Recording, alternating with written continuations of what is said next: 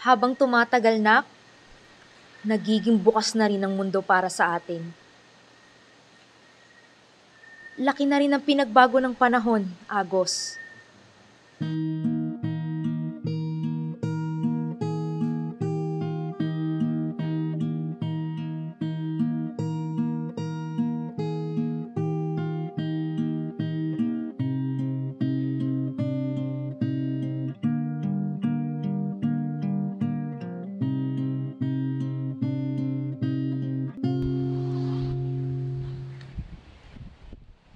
Agos! Nak, anong ginagawa mo ron? Wala na napagod lang. May nakita akong paborito natin. Ito, gawa ko to para sa'yo. Oh, paano to? Wala yan ma, naglaro kami ng basketball kanina at natalo ko. Natalo o pinagtalunan? Nay naman Sino ba yung mga nangaaway sa'yo? Dapat sinasabi mo sa akin ang napagsasabihan ko. Hindi naman sila nakikinig Sabi nila hindi daw dapat ako pang basketball kasi madali daw ako masaktan tsaka babae daw ako. Eh ano naman? Sila nga mga kalalaking tao pag nililinisan ng sugat kaka-basketball ang iingay.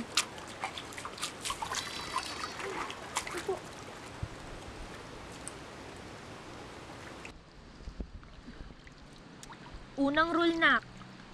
Sa tuwing madadapa ka ng ganito, tatayo ka kaagad at tatango. Kasi alam kong kaya mo. Pero Nay, paano kung nasaktan ako dito? Sabi ng mga lalaking kalaro ko, rebelde ka raw. Disgrasyada? Huwag kang makikinig sa mga yon. Sa akin ka maniwala.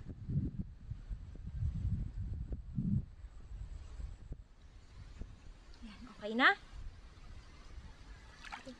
Tignan mo to, oh. Tignan mo.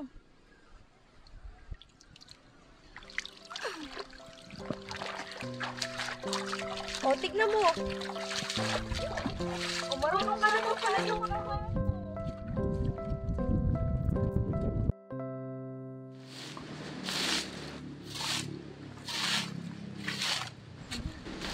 Nay, andito na kami. Oh, Aber, nagagabi na at naglalakad kayong ganyan? Sino mo naman Saan ka na naman nagsosot, Agos? Rumay mo na namang bata ka. Pumunta lang po ulit kami sa bati. Nay, nasugatan na nga si Agos, oh. Sige na, magpunta ka muna dun. Kaya lumalaking ganyan yung anak mo dahil sinasanay mo.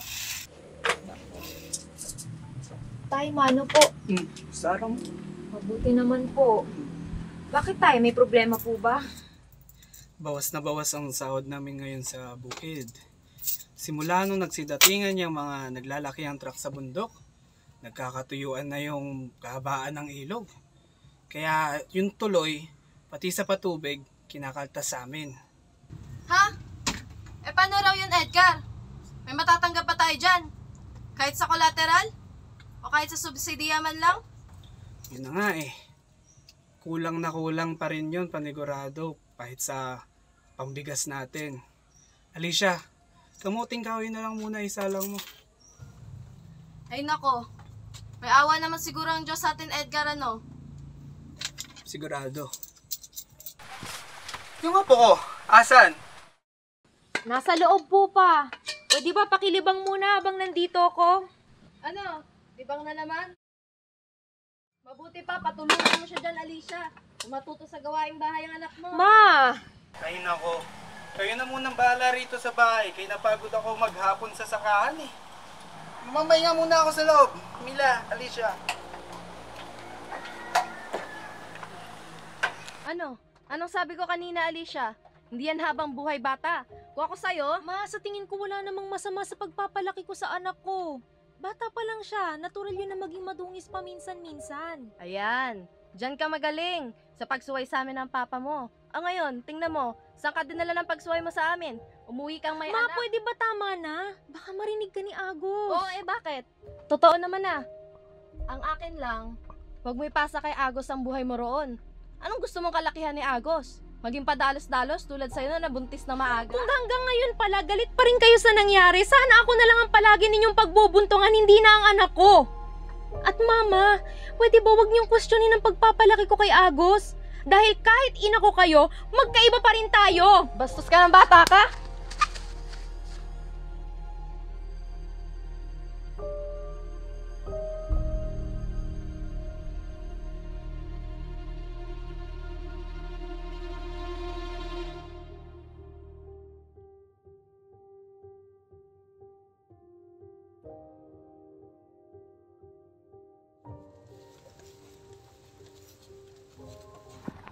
Ano?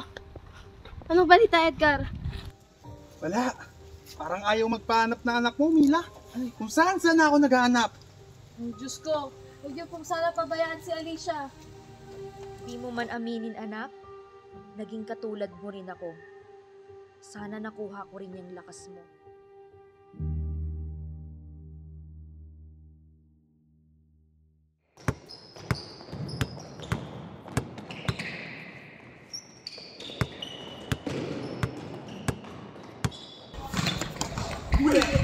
Gago, foul yun ah! Anong foul? Mahina ka lang. Tignan mo nga yung katawan mo. Sakit ng puso ko. Agos galos. Tanggapin mo na kasi, hindi para sa mga katulad mo yung basketball. Tama ka, tol. Alam mo kung ako sa'yo, samahan mo na lang yung lola mo dun, maglabada kayo. O ano? Kababae mo kasing tao eh. Wait, pre. May sugat si Galos. Tanga, di yan sugat. Tagos yan eh. Agos, tagos. Agos, tagos. So, napkin.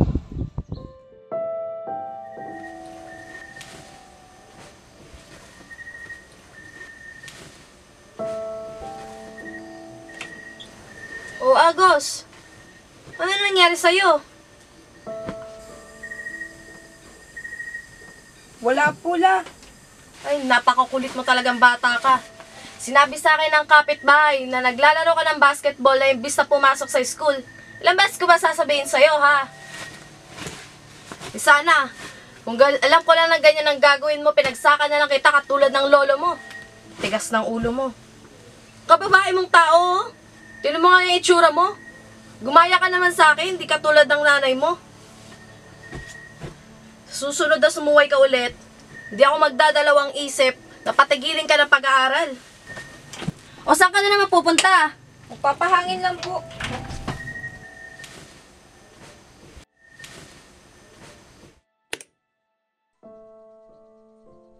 Tanggapin mo na kasi, hindi para sa mga katulad mo yung basketball. Mahina ka lang. Tignan mo nga yung katawan mo.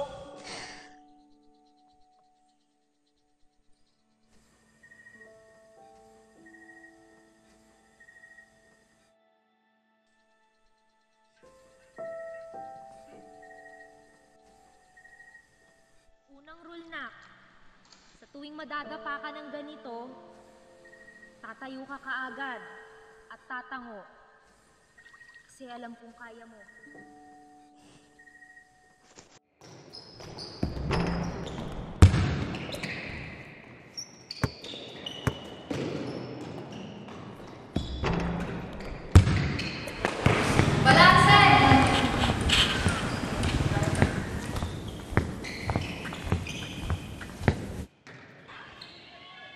Kilala kita.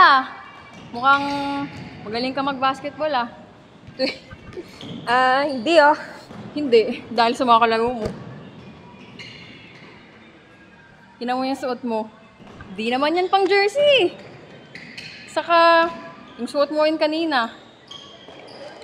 Kung siguro, may pa-jersey saka palibreng napkin galing sa barangay. Bukas yung liga para sa atin. Sa atin? Oo. Sa ating mga babae. Di ba yun din naman yung gusto mo? Gusto ko maramdaman na hindi ako mahina. At hindi lang ako pang eskwelahan. Magkakaroon ng liga dito sa atin. Kaya wala pa talagang basketball tournament para sa mga babae. Pero alam mo, marami din naman kagaya natin eh. Kaya alam ko makakabuo tayo ng team. Kailangan lang natin kalabanin yung sina Kirsten para tayo maging pambato sa liga.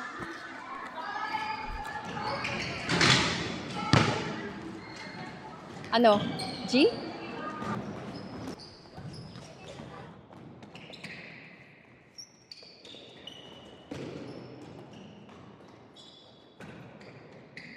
Sabi ko, hindi kayo pwede.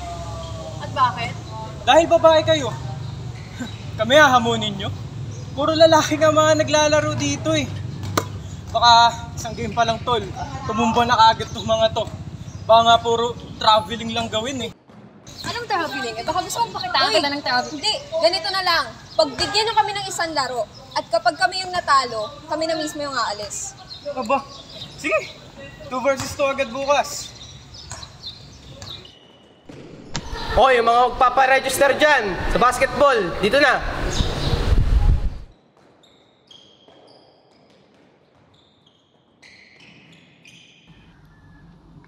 Agos! Agos! Bakit pula? Ano yan? Di ba sinabi ko sa'yo, tigilan mo na yung pagbabasketball mo? Saan mo nakuha yung suot mo? Ano po? Kay lolo po ito. Eh, may laro kasi bukas sa may court. Kalaban na naman namin si Kirsten. Eh, ayun, kung sino raw po yung mananalo sa laban bukas, sila yung magre-represent ng barangay sa liga. Ng barangay? Ano na nang sasabihin ng iba? Ano, Agos? Nagbubulakbol ka na ba? Alam mo, dismayado talaga ako sa'yo. Mananalo kami. Puro kami babae, oo. Ngayon lang yun sa barangay la. Ngayon lang din naman ako sumaya nung simula nung umalis si mama. Bigyan niyo naman sa akin to.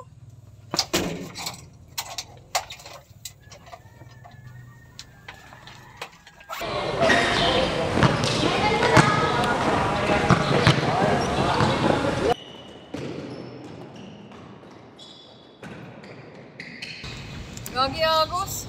Nakakabahan ako. Mananalo ba tayo dito? Kakabahan. Mananalo tayo.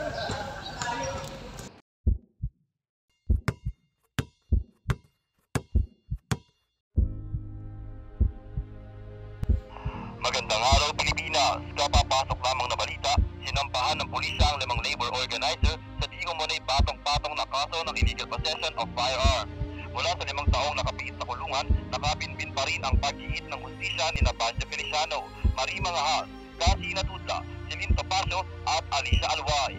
Diin naman ng mga progresibong grupo, hindi na bago ang pang-aabuso ng pulis at militar sa mga bilanggong politikal sa loob ng pigitan.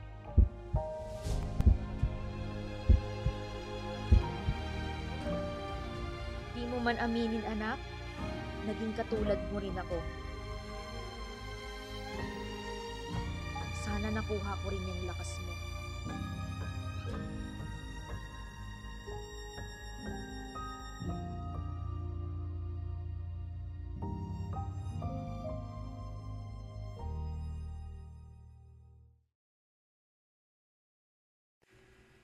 Tumayo agad. Di ba ito yung unang rule mo, ma? At mula noon, kinaya ko lahat. Kaya kung sino ako ngayon, ito ay dahil sa akin. At sa mga taong nagdala sa akin dito buhat ng kanilang tiwala. Ma, kung gaya mo na ang pakikipagsapalaran ang nagdala sa kanilang pagkamulat, sa kung saan ang lugar nating mga babae, sigurado na ako na ang kwento mo ay siya ring tumatagpi sa kwento ko. Bilang babae na niluwal ng lipunang patriarkal at hindi tayo pinapaboran.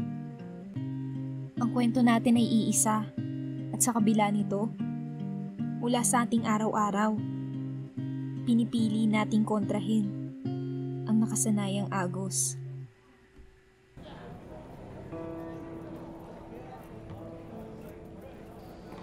Malawak na hanay ng mga kababaihan ang naghihintay sa'yo, anak. Akala ko lumuwas ako para makatakas sa krisis sa lugar natin. Pero kahit saan ka palang magpunta, may krisis pa din. Di lang halata minsan, pero laging nandyan.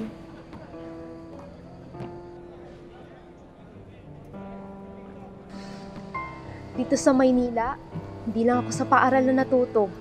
Alam mo ba, anak? Nasa kasulok-sulukan ng mga komunidad, binabaybay ko kasama ang mga taong pinagkakatiwalaan ko ng buhay ko. Dito ko rin napagtanto na ang mga manggagawa dun sa atin, Parehas din ang mga nararanasan ng mga manggagawa dito. Sa ganitong buhay ko napunan yung lugar ko bilang babae. Halos kasing edad mo ko nun, Agos. Hanggang sa hindi naging maganda yung tingin ng estado sa aming mga aktivista. Pinaparatangan kami ng kung ano-ano. Marami sa amin ang nahuhuli, kinukulong, at yung iba, nababalitaan na lang namin na namamatay. Hindi tayo tumatakbo sa responsibilidad, anak. Bagkus kailangan natin itong harapin. At yun ang dahilan kung bakit ako nandito. Pero matotoo ba? Totoo ang alin?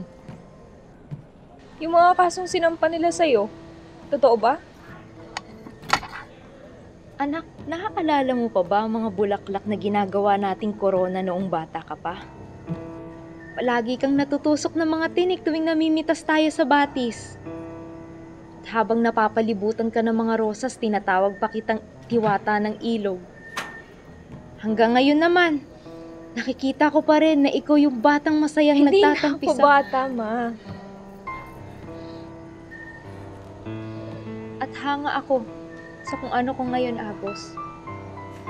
Ganyan na ganyan ako dati. Pero sana,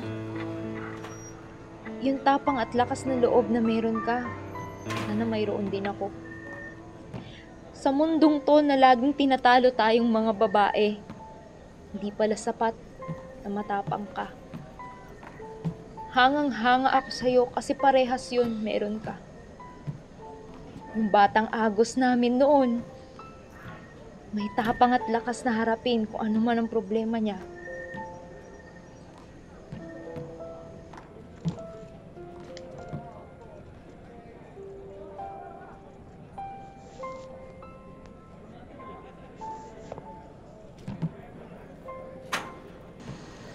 Hindi na ako bata kaya naiintindihan ko na, ma. Gaya nyo, unti-unti ko na rin pong nakikilala yung sarili ko dahil sa mga taong naniniwala rin sa akin. Nung umalis ka, ma, alam mo, sobrang nahirapan akong matutunan na bilang isang babae. Hindi naman pala talaga natin kailangang sumunod sa kumpas nila eh. Kasi hindi lang naman tayo yung nakakaranas nito. Lahat naman tayo nasa laban na to, ma. At doon ko naintindihan na nandun yung tapang at yung lakas na sinasabi nyo na matagal pa. Ang laki na talaga ng pinagbago ng panahon, anak. Sinong mag-aakala na ganitong maidudulot sa atin ng oras at panahon? Pero ma, paano ka raw po makakalaya dito? Walang katiyakan ng laban, anak. Manatili man ako o ang mga kasama ko dito, walang makakapagpabago na marami pang sisibol na mga kagaya mo. Pero ma, paano ako? Agos, anak, na kaya mo. At kakayanin mo dahil pagtitibayin ka ng mga tao sa paligid mo. Hindi ka nito bibiguin. At ito ang pinakamatigas kong pangako sa iyo.